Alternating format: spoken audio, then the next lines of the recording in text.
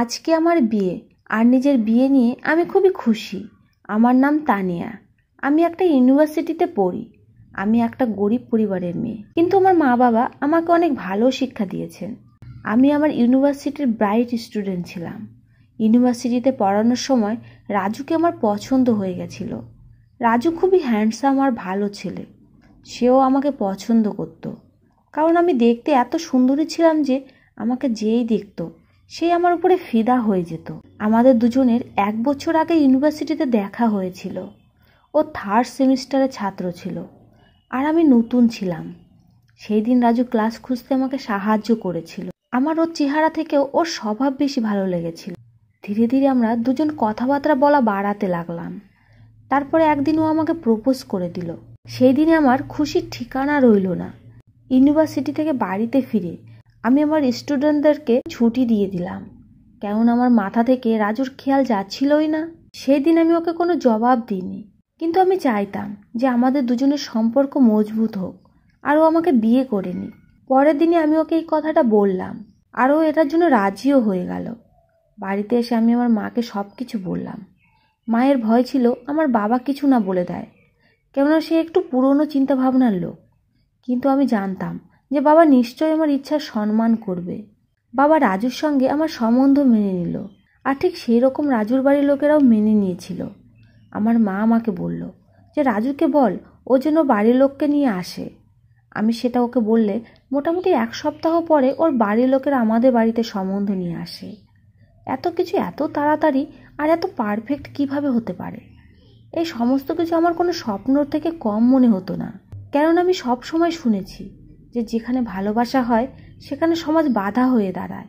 কিন্তু আমার কাহিনীতে এরকম কিছু হয়নি, আর আমি আমার কাহিনীতে এরকমই হ্যাপি এন্ডিং চাইতাম। রাজুর বাড়ির লোকেদের সঙ্গে আমার দেখা করে কিছুটা অদ্ভুত লেগেছিল। আমার এরকম মনে হয়েছিল যেন তারা এই সম্বন্ধ নিয়ে খুশি না, কিন্তু আমি এই জিনিসটাকে ইগনোর করে দিলাম। সেই সময় আমার খুশির আনন্দে কিছুই নজরে পড়ছিল না, কিন্তু কেউ একজন ছিল যে আমার এই খুশিতে খুশি ছিল না। প্রায় 4 মাস পরে আমার বিয়ের দিন ঠিক হয়েছিল, আর এই 4 মাসও দেখতে দেখতে পার হয়ে গেছে। আমি রাজুর বউ হওয়ার জন্য খুবই উদ্বিগ্ন ছিলাম, আর খুব খুশিও ছিলাম যে আমি আমার ভালোবাসা পেতে চলেছি। আজকে আমি মেহেন্দি আর শাড়ি পরেছি। আমি খুব খুশি। যে সময় আসতে চলেছে সে ব্যাপারে চিন্তা করে পুলকিত হচ্ছিলাম, কিন্তু আমি কি জানতাম যে যে সময় আসছে সেটা আমার জীবনকে পুরো পাল্টে রেখে দেবে। আশীর্বাদের দিনে পুরনো স্মৃতি ভাবছিলাম। সেদিনে একটা জিনিস আমার হৃদয় ভেঙে দিয়েছিল, কিন্তু আমি চাইতাম যে কোনোভাবে কোনো বাধা ছাড়াই বিয়ে হয়ে যাক, কেননা রাজুর মা আমাকে বলেছিল যে আমি তো আমার ছেলের বিয়ে এত তাড়াতাড়ি দিতে চাইতাম না, আর বিয়েও দিতাম তো নিজেদের মতো পরিবারেই দিতাম। আমি সবসময় নিজের ছেলের জন্য বড়লোক ফ্যামিলির মেয়ে চাইতাম। ওর মায়ের এই কথা শুনে সেই সময় আমি বুঝতে পারিনি, কিন্তু তার কথার পরিমাণ পরে যেটা বের হলো সেটা বলার মতো না। সে সময় তো আমি এটা ভেবে তার কথা সহ্য করে নিয়েছিলাম যে ওর সাথে আমার বিয়ে হওয়ার পরে আমি তার হৃদয় জিতে সব কিছু ঠিক করে দেব। কিন্তু হয়তো আমার কপালে এসব কিছু ছিলই না। আমি বউ হয়ে বসে নিজের বরের অপেক্ষা করছিলাম, কিন্তু রাজু বরযাত্রী নিয়ে এলোই না। সেদিন আমার হৃদয় ভেঙে গেছিল। আমার বিশ্বাস হচ্ছিল না যে এ সেই লোক যার উপরে আমি এতটা ভরসা করেছিলাম। তাহলে কি ও নিজের বাড়ির লোকেদের কথায় এসে গেছে? ও কি আমাদের এতদিনে ভালোবাসা ভুলে গেছে? যখন আমি এই সব কিছু চিন্তা করছিলাম, তখনই আমি কারো ধপ করে পড়ার আওয়াজ পেলাম। আমি আমার চিন্তা থেকে বেরিয়ে দেখলাম যে আমার মা মাটিতে পড়ে গেছে। আমার নিজেকে খুব ছোট মনে হচ্ছিল। আমার মা এই ঘটনার ধাক্কায় অজ্ঞান হয়ে গেছে। আমার বাবার অবস্থাও খারাপ। আমি কিছু বুঝতে পারছিলাম না যে আমি কি করব। আমি একে এত দুঃখ সহ্য করেছি, তাই আর কিছু হারানোর ভয় পেতে লাগলাম। আমার চোখ থেকে লাগাতার জল পড়তে লাগলো। আমার আর আমার পরিবারের অবস্থা দেখে সেখানে উপস্থিত একটা লোকের হৃদয়ে খুব কষ্ট অনুভব হয়েছিল। তাই সে তাড়াতাড়ি এগিয়ে এসে আমার সাহায্যে মাকে ঘরের মধ্যে নিয়ে এলো। তারপরে ডক্টরকে ক্লিনিক থেকে ডেকে আনলো। ডক্টর মাকে দেখে বলল যে টেনশনের কারণে এরকম হয়েছে, আর যেন এনাকে কোনো টেনশন না দেওয়া হয়, না হলে এনার জীবনের জন্য ভয়ানক হতে পারে। ব্যাস, এটা সাধারণ অ্যাটাক ছিল বলে ডক্টর তাকে ইঞ্জেকশন দিয়ে দিল। যে আমার সাহায্য করেছিল সে একটা 16 বছরের ছেলে। আমি সেই ছেলেটাকে দেখে খুব ভাবুক হয়ে গেছিলাম, কেননা এত বড় বিয়েতে কেউ একজন আমার সাহায্য করেনি, আর এ একটা 16 বছরের ছেলে। কোনো কিছু না ভেবে আমার সাহায্যের জন্য এগিয়ে এসেছে। আমি অভিককে বললাম যে আমার বাবাকে ঘর অবধি ছেড়ে এসো। অভি আমার একজন ছাত্র যে আমার বাবাকে সাহায্য করলো, কেননা আমার বাবা আমার সম্বন্ধ ভাঙার কারণে ভেঙে পড়েছিল। প্রায় 1.5 ঘন্টা পরে মায়ের জ্ঞান ফিরল। সেই সময় অভির মা মায়ের কাছে এসে তাকে সান্ত্বনা দিতে লাগলো। অভির মা আমার মায়ের খুবই ভালো বান্ধবী। অভির মা আমার মায়ের সমস্ত বিপদে পাশে দাঁড়াতো। কিন্তু আমি জানতাম না যে আন্টি আমার মায়ের কাছে এই কথাটা বলবে যে সে আমার বিয়ে নিজের ছেলের সাথে দিতে চায়। আন্টির এই কথাটা আমার মায়ের ঠিক মনে হলো, আর তিনি কোনো চিন্তাভাবনা না করে হ্যাঁ বলে দিলেন। কিন্তু আমি এতে রাজি ছিলাম না। যখন আমি এই জিনিসটা জানতে পারলাম তখন আমি পুরো বাড়ি মাথায় করে নিলাম, কারণ আমি নিজের স্টুডেন্টকে কিভাবে বিয়ে করতে পারি? আর এমনিতে ও শুধুমাত্র 16 বছরের। ও কিভাবে এই সম্পর্ক পালন করবে? ও কি এই সম্পর্কে দায়িত্ব বুঝতে পারবে? কিন্তু না জানি কেন এই কথাটা আমার মা আর আন্টি বুঝতেই পারছিল না। আমি তাদেরকে এই কথাটা বোঝাতে চাইলাম, কিন্তু আমার মা আমার কোনো কথা শুনলো না। উল্টে মা আমাকে ধমকি দিতে লাগলো, বলতে লাগলো যদি তুই এই বিয়েতে রাজি না হোস তাহলে তুই তোর মায়ের মরা মুখ দেখবি। মায়ের মতো বাবাও কোনো না কোনোভাবে অভির সাথে আমার বিয়ে দিতে চাইছিল। এরপরে মা জোর করে আমার বিয়ে ওর সাথে দিয়ে দিল। আমাদের বিয়ে 7 পাক ঘোরার সময় আমার চোখ থেকে টপ টপ করে জল মাটিতে পড়ে যাচ্ছিল। আমার পা আমার সাথ দিচ্ছিল না। আমি তখন বুঝতে পারছিলাম না যে এসব কি হচ্ছে। এভাবে আমাদের বিয়ে হয়ে গেল, আর বিদায়ের সময়ও এসে গেল, আর আমার মা বাবা আমাকে আশীর্বাদ দিয়ে বিদায় করে দিল। আমার এরকম মনে হচ্ছিল যেন আমি তাদের জীবনে একটা বোঝা, তাই তারা যে কোনোভাবে সেই বোঝা নামিয়ে দিয়েছে, তাতে আমার বিয়ে যার সাথেই হোক। এরকম না যে অভি কোনো ভালো ফ্যামিলির ছেলে না, ও খুবই ভালো ফ্যামিলির ছেলে। আন্টি আমাকে খুব ভালোবাসতো। অভি তার একমাত্র সন্তান। আন্টিদের অনেক সম্পত্তি, আর সেই সম্পত্তি সব কিছু অভির হবে। বিদায়ের পর যখন আমি তাদের বাড়িতে পৌঁছালাম তখন তারা আমার আপ্যায়ন খুব ভালোভাবেই করেছিল, কিন্তু আমার হৃদয় এইসব জিনিসের জন্য তৈরি ছিল না। মোটামুটি রীতিনীতি পালন করার পরে আন্টি আমাকে ঘরের মধ্যে বসিয়ে বেরিয়ে গেল, কিন্তু অভি সারা রাত ঘরের মধ্যে আসেনি। আমি কান্না করতে করতে ঘুমিয়ে গেছিলাম, আর সিদ্ধান্ত করে নিয়েছিলাম যে আমি ওকে বলবো ও যেন আমাকে ডিভোর্স দিয়ে দেয়। পরের দিন ঘরের মধ্যে আসা সূর্যের কিরণ আমাকে জাগালো। আর যখন আমি চোখ খুললাম তখন দেখলাম যে ও আমার পায়ের কাছে বসে।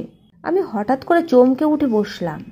আমার এরকম মনে হয়েছিল যে ও সারা রাত না ঘুমিয়ে আমার ওঠার অপেক্ষা করেছিল। আমি ওকে কিছু বলতে চাইতাম, কিন্তু লজ্জার কারণে কিছু বলতে পারলাম না। আমার নিজেকে খুব নিচু মনে হয়েছিল। ও আমাকে জিজ্ঞেস করলো, আপনি কেমন আছেন? হয়তো বুঝতে পেরে গেছে যে আমি ওর সাথে কথা বলতে সংকোচ অনুভব করছি। আমি ওকে জবাব দিলাম, আমি ঠিক আছি। আমার কথা শুনে ও বলতে লাগলো যে আপনি বলুন, আমি শুনছি। আমি ওকে উদাস স্বরে বললাম, এই সব কিছু হওয়া উচিত ছিল না, তাই আমি চাই যে আমরা আলাদা হয়ে যাই। আমি জানি তুমি এই সম্পর্কে রাজি নও, আর না তো তুমি এখন এই সম্পর্কের দায়িত্ব সম্বন্ধে জানো। তোমার এখনো বয়স হয়নি, আর না তো আমি এই সম্পর্কে খুশি। আমার কথা শুনে ও আমাকে বলল, আপনাকে কে বলেছে যে আমি এই বিয়ের মতো সম্পর্ককে বুঝতে পারবো না? এটা বলে ও উঠে বাথরুমে চলে গেল, আর আমি সেখানেই বসে রইলাম। এইসব কথা আর আগের রাতের ঘটনা চিন্তা করতে করতে আমার চোখ থেকে লাগাতার জল পড়ছিল। অভি বাথরুমেই ছিল। তখনই দরজায় টোকা পড়ল। আমি উঠে দরজা খুলে দেখলাম এবারে চাকর নাস্তার কথা জিজ্ঞেস করতে এসেছে। আমি তাকে বললাম যে অভি ফ্রেশ হচ্ছে, আমরা আসছি। এটা শুনে সে চলে গেল, আর অভি ফ্রেশ হয়ে বাইরে এলো। এরপরে আমি হাত মুখ ধুতে চলে গেলাম। আমি হাত মুখ ধুয়ে ফিরে এসে ওকে বললাম যে নাস্তার জন্য আমাদেরকে চাকর ডাকতে এসেছিল। আমি মনে মনে সিদ্ধান্ত নিয়ে নিয়েছি যে আমি ওর সাথে সবার সামনেই কথা বলবো। নিচে গিয়ে দেখলাম সেখানে আমার মা বাবাও এসে বসে আছে। তাদের দেখে আমার খুব কান্না আসছিল, কিন্তু না তো আমি আমার বাবার সঙ্গে কথা বললাম, আর না তো তাদের সামনে কান্না করলাম। বরং আমি তাদের সামনে বলতে শুরু করে দিলাম যে আমি এখানে থাকতে চাই না, আমার ডিভোর্স চাই। কথা বলার সাথে সাথে আমার মা আমার মুখের উপরে জোরে থাপ্পড় মেরে বলল, প্রথমে যতটা অসম্মান করিয়েছিস সেটা কি কম ছিল? আন্টি মাকে থামিয়ে বলল, এভাবে মেরো না ওকে, এ এখন তোমাদের মেয়ে না, আমার বৌমা। কিন্তু তারপরেও আমি চুপ থাকলাম না, আর অভিককে বললাম আমাকে এক্ষুনি এই সময় ডিভোর্স দেবে, চলো আমার সাথে কোর্টে। ও আমার কথা শুনে হতবাক হয়ে গেল, আর আমার হাত ধরে একটা ঘরের মধ্যে নিয়ে গেল। যখন ও ঘরে দরজা খুলল তখন আমি পাগলের মতো হয়ে গেলাম, কেননা ঘরের সমস্ত জায়গায় আমার ছবিতে ভর্তি। আমি ওকে জিজ্ঞেস করলাম, এসব কি? তখনও বলল, আমি আপনাকে আগে থেকেই ভালোবাসি। আপনি আমার কোনো টিনেজ ভালোবাসা নয়, বরং সত্যিকারে ভালোবাসা। আমি আপনাকে ছাড়া থাকতে পারবো না। যখন আপনি অন্য কারোর জন্য নববধূ হয়েছিলেন, তখন আমার মনে হয়েছিল যে আমি মরে যাব। আমার মন কাঁদতে থাকতো, সারা রাত ঘুম আসতো না। যখন সেই রাজু বরযাত্রী নিয়ে এলো না, তখন আমার মনে আশা জাগে। আমি আপনার সমস্ত কথা মেনেছি, তারপরেও আপনি আমার ভালোবাসা দেখতে পাননি। ওর এইসব কথা শুনে আমার খুব অদ্ভুত লেগেছিল। এইরকম কথা রাজুও বলতো, তারপরেও তো ও আমাকে ছেড়ে দিয়েছে। আমি নিজের কানের উপরে হাত রেখে দিলাম, আর জোরে চিৎকার করতে লাগলাম যে এইসব আমার সাথে কি হচ্ছে। অভি তো মাত্র 16 বছরের, ও এখনো অবধি কলেজেও ওঠেনি। তাহলে ও আমার ব্যাপারে এই ধরনের কথা কিভাবে ভাবতে পারে? আমার তো মনে হয়েছিল ও আমাকে টিচার রূপে রেসপেক্ট করে, কিন্তু আমি যদি জানতাম ওর মনের মধ্যে এইসব নোংরা চিন্তা ভাবনা আছে, তাহলে আমি কখনোই ওর গিফট নিতাম না। আমি বুঝতে পারছিলাম না যে হৃদয়ের বোঝা আমি কার কাছে বলে হালকা করব। সবাই আমাকে ছেড়ে দিয়েছে। আমি সেখান থেকে নিজের ঘরের মধ্যে চলে এলাম, আর নিজেকে ঘরের মধ্যে বন্ধ করে নিলাম। এখন রাত হয়ে গেছে, আর আমার খিদেও পাচ্ছে, কারণ আমি সকাল থেকে কিছুই খাইনি। আন্টি 1-2 বার এসে দরজা ধাক্কে ডেকেছিল, কিন্তু আমি কোনো জবাব দিইনি। এইবার আমি চাবি দিয়ে দরজা খোলার আওয়াজ পেলাম। দেখলাম দরজা খুলে অভি ভিতরে ঢুকলো। আমি তাড়াতাড়ি করে নিজের মুখ হাঁটুর মধ্যে লুকিয়ে নিলাম। ও আমার কাছে এসে বসে আমার কাঁধে হাত রাখলো, যেটা আমি ঝটকে সরিয়ে দিলাম। তখনই ও আমাকে বলতে লাগলো, আমার হাত এইভাবে ঠেলে সরিয়ে দিও না তানিয়া। আমি তোমাকে ভালোবাসি, আর আমি এই সম্পর্কটা পুরো মন থেকে পালন করতে চাই। আমি নিজেকে ভালো স্বামী প্রমাণ করতে চাই। ওর কথা শুনে আমার খুব রাগ হলো, তাই তখনই আমি ওকে কঠোর স্বরে বললাম, এখান থেকে চলে যাও। কিন্তু ও সেখানেই বসে রইল আর চাকরকে খাবার নিয়ে আসতে বলল। 10 মিনিট পরে চাকর খাবার নিয়ে এলো। এরপরে ও হাতে করে খাবার আমার মুখের সামনে তুলে ধরল, কিন্তু আমি মুখ ফিরিয়ে নিলাম।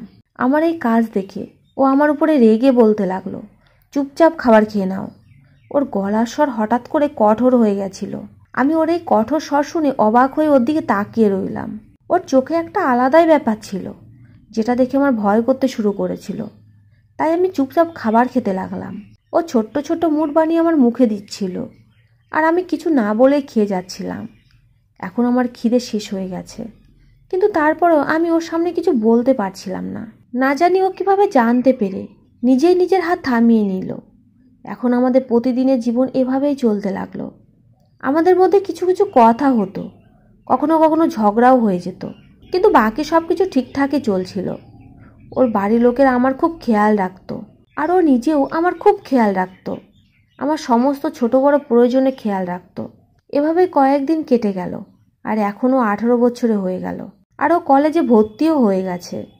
আমি ওকে পরীক্ষার জন্য প্রস্তুত করিয়েছিলাম, আর ও খুব ভালো মার্ক নিয়েও পাশ করেছে।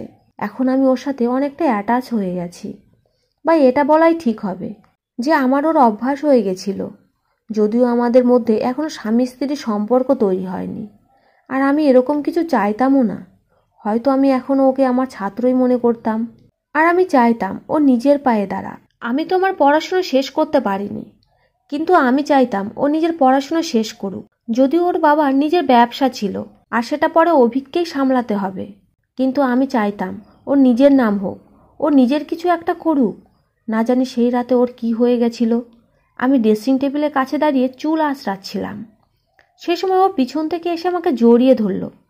প্রথমে আমার মনে হলো এটা হয়তো নর্মাল, ও হয়তো নিজের কোনো খুশি আমার সঙ্গে শেয়ার করতে চায়। কিন্তু এরপরে ও যা কিছু করলো সেটা নর্মাল ছিল না, আমার জন্য তো একদমই না। ওর এই ব্যবহারে আমার হাত নিজে থেকেই উঠে গেল, আর আমি ওর গালের উপরে দাগ বসিয়ে দিলাম।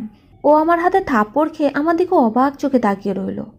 ওর চোখ লাল হয়ে গেছিল। ওর জ্বলন্ত চোখ দেখে আমার ভয় করছিল, কিন্তু আমি চাইতাম না যে আমি ওর উপরে হাত উঠাই। আমি ব্যাস ওকে দূর করতে চেয়েছিলাম। আমি বললাম, অভি, আমি তোমার সঙ্গে এরকম কোনো সম্পর্ক বানাতে চাই না। আমার এই কথাটা ওর খুব খারাপ লেগেছিল, তাই ও ভাঙা হৃদয়ে বলল, তাহলে তুমি কবে রেডি হবে? 2 বছর তো হয়ে গেছে আমাদের বিয়ে, তাহলে কি তুমি এখনও সেই রাজুকেই ভালোবাসো? এই কথা শোনার সাথে সাথে আমার মাথা যেন বিস্ফোরণ হলো, আর আমি রেগে গিয়ে বললাম, এটা কি ধরনের বাজে কথা বলছো অভি? নিজের সীমার মধ্যে থাকো। আমার ওর উপরে এত রাগ হয়েছিল যে আরেকটু হলে হয়তো আমিও কিছু করে বসতাম, কিন্তু অভির কাছে যেন আমার কথার কোনো গুরুত্বই ছিল না। তাই তো ও খুব আরামে বলল, আমি আমার সীমা জানি, তুমি আমার বউ, আর তোমার উপরে আমার অধিকার আছে। ওর কথা শুনে আমি রেগে গিয়ে বললাম, বলো তুমি আমার কোন দায়িত্ব উঠাতে পারবে? আমার কোনো একটাও খরচ তুমি চালাতে পারবে নিজের বাবাকে ছাড়া? তুমি আমাকে তার টাকাতে পালছো, তোমার নিজের কি আছে? নিজের পড়াশুনো অবধি শেষ করনি, তাহলে এখন বলো, এসব করার পরে যে বাচ্চা হবে তাদের খরচ উঠাতে পারবে? তুমি তাদেরকে নিজের দমে পালতে পারবে? যদি না পারো তাহলে এখান থেকে বেরিয়ে যাও। আমি ওকে অনুভব করাতে চাইতাম যে শুধুমাত্র বিয়েতে সব কিছু হয়ে যায় না, ওকে নিজের দায়িত্ব বুঝতে হবে। জীবনে সব কিছু সহজে পাওয়া যায় না। আমি চাই ও নিজের যোগ্যতায় সব কিছু পাক। আমি ওকে একজন সফল ব্যক্তিরূপে দেখতে চাইতাম। এই কারণে আমি ওকে নিজের কাছে আসতে দিইনি। আমার কথায় অভি খুব ভেঙে পড়েছিল, তাই ও কিছু না বলে দরজা ধড়াম করে বন্ধ করে ঘর থেকে বাইরে বেরিয়ে গেল। সেই রাতের পর ও আমার সঙ্গে কথা বলা বন্ধ করে দিয়েছিল। আমার জন্য এটা ভালো ছিল যে এখন অভি নিজের পড়াশোনার দিকে মনোনিবেশ করেছে। ও নিজের বন্ধুদের সঙ্গে দেখা সাক্ষাৎ কম করে দিয়েছে। সেই রাতের পর 1 সপ্তাহ হয়ে গেছে, কিন্তু ও আমার সঙ্গে একটা শব্দও বলেনি। এরপর একদিন আন্টি থেকে জানতে পারলাম যে অভি নিজের পড়াশোনার জন্য আমেরিকা যাচ্ছে। 10 দিন পরে ওর ফ্লাইট। এ কথা শুনে আমার খুব খারাপ লেগেছিল, কারণ ও তো আমাকে নিজের সমস্ত ছোটোখাটো কথাও বলতো। কিন্তু এইবার ও এত বড় কথা আমার থেকে লুকিয়ে রাখলো কিভাবে? আমার মনে হয়েছিল হয়তো আন্টি আমার সাথে মজা করছে। ও আমাকে ছাড়া থাকতে পারতো না, তাহলে ও আমেরিকা কিভাবে যেতে পারে? আমি আন্টির কথা সিরিয়াসলি নিইনি, কিন্তু এরপরে আমি ঘরে ওর ব্যাগ দেখলাম, আর সেখানে ওর টিকিটও পড়েছিল। ও এখন ঘরেও আসতো না, ও শুধু নিজের কাপড় বদলাতে আর ফ্রেশ হতে আসতো। অভি যাওয়ার কথা ভেবে আমার খুব অদ্ভুত লাগছিল। মনে হঠাৎ করে টেনশন এসে গেল। সেদিন আমি বুঝতে পারলাম যে আপনাকে ভালোবাসে আর আপনাকে খেয়াল রাখে সে যখন আপনার জীবন থেকে হঠাৎ করে হারিয়ে যায়, তখন সেটা কতটা কষ্টদায়ক হয়। আমি ভেতরে ভেতরে ভেঙে পড়েছিলাম, কিন্তু অভিককে বলতে পারছিলাম না। সেই রাতেও আমার ঘুম আসছিল না, আর আমি না চাইতেও অভির ব্যাপারে ভাবছিলাম। তখনই হঠাৎ ঘরে দরজা খোলার আওয়াজ এলো, আর আমি তাড়াতাড়ি করে বিছানা থেকে উঠে দাঁড়িয়ে গেলাম। ওরা 3টার সময় ঘরের মধ্যে এলো, আর আলমারির দিকে এগিয়ে গিয়ে সেখান থেকে নিজের কাপড় বের করে আমার দিকে না তাকিয়ে বাথরুমের দিকে যাচ্ছিল। তখনই গিয়ে আমি ওর সামনে দাঁড়িয়ে গেলাম, আর ওকে জিজ্ঞেস করলাম, এটা দেখে আমার ভালো লাগছে না যে তুমি আমাকে ইগনোর করছো। এসব কেন করছো অভি? তুমি কি সত্যি বাইরে যাচ্ছ? আমার কথা শুনে ও খুব কঠোর স্বরে বলল, এটাই তো তুমি চাও? আমি ওকে আটকাতেও চাইতাম, কিন্তু বুঝতে পারছিলাম না যে কিভাবে। তাই আমি চুপচাপ দাঁড়িয়ে রইলাম। তখন ও আমাকে বলতে লাগলো, আমার তো মনে হয়েছিল যেভাবে আমি জীবন কাটাচ্ছি সেটাই ঠিক, কিন্তু তুমি সত্যি বলেছিলে যে আমাকে জীবনে কিছু করতে হবে, আমাকে যোগ্য হতে হবে। প্রেম ভালোবাসা তো প্রতিটা সফল ব্যক্তিই পেয়ে যায়, কিন্তু সফলতা পাওয়ার জন্য আমাদেরকে অনেক কিছু ত্যাগ করতে হয়। ও এইটুকু বলে সেখান থেকে চলে গেল, আর আমি হতবাক হয়ে দাঁড়িয়ে রইলাম। আমি বুঝতে পারছিলাম না ও কি আমার সঙ্গে সমস্ত সম্পর্ক ভেঙে যাচ্ছে, নাকি ও বুঝতে পারছে না যে কাজও করতে যাচ্ছে সেটা শুধু ইমোশনাল কাজ ছাড়া কিছুই না। কয়েকদিন হয়ে গেছে অভি চলে গেছে, আর আমার জীবন নরক হয়ে গেছে। আর নিজের জীবনকে নরক আমিই বানিয়েছিলাম। আমি সকলের মধ্যে থেকেও নিজেকে একলা অনুভব করতাম। আমার দিন রাত না জানি কিভাবে কাটছিল। এখন আমার কাছে বেঁচে থাকার কোনো উদ্দেশ্যই নেই। ব্যাস আমি বেঁচে আছি। কখনো কখনো আমি নিজের একাকিত্বে বিরক্ত হয়ে নিজের বাবা মায়ের বাড়িতে চলে যেতাম, কিন্তু তারপরেও আমার মনে হতো যেন আমি অনেক নিঃসঙ্গ। এভাবে আমার জীবনে 10 বছর কেটে গেছে। রাজু আমাকে পুরোদমে শেষ করে চলে গেছিল, আর বাকি জীবন অভি আমাকে বিয়ে করে শেষ করে গেছে। ও নিজের পড়াশোনা শেষ করে নিয়েছে, আর এখনও একজন হার্টের সার্জেন্ট হয়ে গেছে। ওর পোশাক আশাক, চিন্তাভাবনা, কথা বলার ধরন সব কিছু বদলে গেছে। ও কখনো কখনো আন্টিকে ভিডিও কল করত, আর আমি ওকে আড়াল থেকে দেখে নিতাম। ও এখন আরও হ্যান্ডসাম আর সুপুরুষ হয়ে গেছে। ওর বাবা ওকে 1.5 বছর থেকে ফিরে আসার জন্য বলছে, কিন্তু ও তার কথা এড়িয়ে যেত। এখন আন্টির শরীর খুব খারাপ থাকতে শুরু করেছে। ডক্টর তার হার্ট সার্জারি করার বুদ্ধি দিল, আর সে তার এই সার্জারি নিজের ছেলেকে দিয়ে করাতে চাইতো। তাই তিনি আমাকে বলেছিলেন আমি যেন ওকে বুঝিয়ে শুনে ফিরিয়ে আনি। আন্টি অভিককে ভিডিও কল লাগিয়ে আমাকে ধরিয়ে দিল, কিন্তু আমি ফোনে যা দেখলাম সেটা আমার মাথা খারাপ করার জন্য যথেষ্ট। সেই বাড়িতে অভির 2টো বাচ্চা ছিল, তার মধ্যে একটা বাচ্চা কল উঠিয়েছিল। আমি যখন অভির ব্যাপারে জিজ্ঞেস করলাম তখন সে বাচ্চাটা আমাকে বলল যে বাবা দাদার সঙ্গে খেলছে। তাহলে অভি এখান থেকে গিয়ে দ্বিতীয় বিয়ে করে নিয়েছে, আর আমি পাগলির মতো 10 বছর থেকে অপেক্ষা করে আছি। এইসব ভেবে আমার খুবই কান্না পাচ্ছিল, কিন্তু আমি নিজের উপরে কন্ট্রোল করে তাকে শুধু আন্টির শরীর ব্যাপারে বলে তাড়াতাড়ি করে ফোন কেটে দিলাম। ভিডিও কল কাটার সাথে সাথে আমি কান্না করতে লাগলাম। কান্না করে করে আমার অবস্থা খারাপ হয়ে গেছে। আমি বুঝতে পারছি না যে ও আমার সাথে এসব কিভাবে করতে পারে। ও তো আমাকে ভালোবাসতো, তাহলে কি ও রাজুর মতোই? সেও কি আমাকে ধোঁকা দিয়েছে? তাহলে কি আমি সবার কাছে এসবই ডিজার্ভ করি? আমি কি এতটাই খারাপ? সেদিন কান্না করে করে আমার দম বন্ধ হয়ে আসছিল, কিন্তু এখন আমি ভেবে নিয়েছি যে আমি কখনোই কারোর জন্য বসে থাকবো না। এখন আমি নিজেকে শক্ত সামর্থ্য বানাবো। অভি এখান থেকে যাওয়ার পরে আমিও নিজের পড়াশোনা কমপ্লিট করেছিলাম, আর এখন আমি চাইতাম আমি চাকরি করব আর নিজের সমস্ত খরচা নিজেই উঠাবো। আমি ভেবে নিয়েছি যে এখন কারো কাছ থেকে কোনো আশা রাখবো না, আর অভিকে চিরজীবনের জন্য ছেড়ে দেব। এসবে ভাবতে ভাবতে আর কান্না করতে করতে সেই রাত ঘুমিয়ে গেলাম। কিন্তু সকালে উঠে দেখলাম বাড়ির পরিবেশই বদলে গেছে। অভির ফিরে আসার খবর সবাই খুব খুশি, আর আন্টি যেন নিজের সমস্ত কষ্ট ভুলে গিয়েছে। আমার বাবা মাও এসেছিল, তারাও নিজের জামাইয়ের ফিরে আসা আর তার সফলতার উপরে খুব খুশি ছিল। পরের দিন সকালে ও বাড়িতে এলো, কিন্তু আমি ওর সঙ্গে দেখা করার জন্য নিজের ঘর থেকে বাইরেই বের হইনি। ও নিজের সাথে নিজের পরিবারকেও নিয়ে এসেছে, যার মধ্যে একটা খুব সুন্দর মেয়ে আর একটা খুব সুন্দর ছেলে ছিল। হয়তো তাদের মা আসেনি, এই কথাটা আমাকে বাড়ির চাকরানি বলেছিল, কারণ আমি এখন অবধি নিজের ঘর থেকে বাইরেই বেরোইনি। আমি তার কাছে জিজ্ঞেস করলাম যে কেউ কি আমার কথা জিজ্ঞেস করেছিল? তখন সে নাতে মাথা নাড়িয়ে দিল। এখন রাতের খাবারের সময় হয়ে গেছে, কিন্তু আমাকে ডাকার জন্য কেউই এলো না। তাই আমি নিজের খাবারের টেবিলে চলে গেলাম। সেখানে গিয়ে দেখলাম সবাই নিজের মধ্যে কথাতে ব্যস্ত। আমাকে দেখে অভি ব্যাস কেমন আছো জিজ্ঞেস করলো, আর আরামসে নিজের খাবার খেতে লাগলো। এসব দেখে আমার কান্না তো আসছিল, কিন্তু আমি নিজের উপরে কন্ট্রোল করে নিলাম। সে বাচ্চাগুলোকে আমার বিষের মতো লাগছিল। নিজের খাবার অর্ধেক খেয়ে উঠে যেতে শুরু করলাম। তখন অভি আমাকে থামিয়ে দিয়ে বলল, তানিয়া খাবার শেষ করে যাও, এভাবে খাবার নষ্ট করতে হয় না। আমি ওর কথা না শোনার মতো করে নিজের ঘরে চলে এলাম। একটু পরে সে বাচ্চা মেয়েটা আমার ঘরে এসে বলতে লাগলো, মাম্মি এরকমভাবে খাবার ফেলে ভগবান কষ্ট পায়। এরপরে সে আমার হাতের উপরে নিজের ছোট্ট হাত রাখলো আর আমাকে টেনে সাথে যাওয়ার জন্য বলতে লাগলো। আমি ওর হাত নিজের হাত থেকে ছাড়িয়ে দিলাম আর ওকে বললাম, তুমি যাও নিজের বাবার কাছে, আমি আর খাবো না। কিন্তু সেও জেদি, আমাকে নিজের সাথে নিয়ে গিয়েই ছাড়লো। যখন আমি নিচে এলাম তখনও সবাই সেখানেই বসেছিল, কিন্তু সবার খাওয়া হয়ে গেছিল আর আমার প্লেট সেরকমভাবেই রাখা ছিল। আমি নিজের জায়গায় বসে খাবার খেতে লাগলাম। অভি আর চোখে আমাকে দেখে যাচ্ছিল। এরপরে বলল, আজকাল কি চলছে তোমার জীবনে? ওর এই প্রশ্ন আমার কিছুটা অদ্ভুত লাগলো, তবু আমি চুপ থাকলাম। কিন্তু ও বারবার কথা বলার জন্য আমাকে উস্কাচ্ছিল। তাই আমি রেগে গিয়ে তাকে বললাম, তুমি নিজের কাজ নিয়ে থাকো, নিজের ফ্যামিলির উপরে ধ্যান দাও, যাতে তুমি বাইরে থেকে নিয়ে এসেছো। আমার কথা শুনে ও নরম স্বরে আমাকে বলল, তানিয়া ভদ্রভাবে কথা বলো, বাচ্চারা সামনে বসে আছে, তো আমি কি করব? ওরা তোমার সন্তান, ওদের সাথে আমার কোনো লেনদেন নেই। নিজের বাচ্চাকে নিজের কাছেই রাখো আর আমাকে ডিভোর্স দিয়ে দাও, আর নিজের এই বাচ্চাদেরকে আমার থেকে দূরে রাখবে। আমি এইসব বলে ডাইনিং রুম থেকে বাইরে বেরিয়ে বাড়ির বাইরে এসে গেলাম। আমার খুব কান্না পাচ্ছিল, আর না জানি আমি কান্না করতে করতে কোথায় যাচ্ছিলাম। তখনই অভি আমার পিছন পিছনে বাইরে এলো। আমি তাড়াতাড়ি হাঁটছিলাম, হঠাৎ ও আমার হাত ধরে নিজের দিকে টেনে বলল, ভিতরে সবার সামনে এটা কি ধরনের কথা বলে এসেছো তুমি? তোমার এটুকুও জ্ঞান নেই যে ভিতরে বাচ্চা ছিল, তারা কি ভাববে?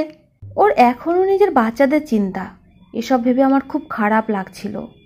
তাই আমি শক্ত স্বরে বললাম, যাই ভাবুক না কেন, তোমার বাচ্চা, তাতে আমার কি? আমার মন চাইছিল যেন আমি ওকে মেরে ফেলি। অভি বলল, বাড়িতে চলো, এখানে তামাশা করার কোনো দরকার নেই। এই কথা বলেই ও আমার হাত শক্ত করে ধরে আমাকে বাড়ির ভিতরে নিয়ে যেতে লাগলো। ও আমাকে ঘরের মধ্যে নিয়ে গিয়েই বেডের উপরে ধাক্কা দিয়ে ফেলে দরজা বন্ধ করে দিল। এটা কি ধরনের অসভ্যতা? আমি তোমার কোনো চাকর না যে তুমি আমার সাথে এরকম করতে পারো। আমি যত রেগে অভির সাথে কথা বলছিলাম, ও ততই নরম স্বরে আমার সাথে কথা বলছিল। এরপর ও আমাকে বোঝাতে বোঝাতে বলল, আমি জানি তুমি আমার চাকর না, আর না তো আমি তোমাকে চাকর বানাতে পারবো। আমি সবসময় তোমাকে ভালোবেসেছি, আর তুমি সবসময় আমার ভালোবাসার ফায়দা উঠিয়েছ। ওর এই অভিযোগ শুনে আমি হতবাক হয়ে গেলাম আর বললাম, হ্যাঁ, এখনো আমিও জেনে গেছি যে তুমি আমাকে কতটা ভালোবাসো। এই যে দুটো বাচ্চা নিয়ে এসেছো, এরাই তো তোমার ভালোবাসার প্রমাণ। আমার কথা শুনে ও আমাকে বলল, কি বলতে চাইছো তুমি? আমিও কঠোর স্বরে বললাম, তুমি আমাকে ছাড়াই পরিবার বানিয়ে নিয়েছো, বিয়ে করে নিয়েছো, বাচ্চাও জন্ম দিয়ে দিয়েছো, আর আমি এখনো অবধি এখানেই আছি। আজকে অভির উপরে আমার অনেক অভিযোগ ছিল। কোনো কিছু চিন্তা ভাবনা না করে আমি সব কিছু বললাম।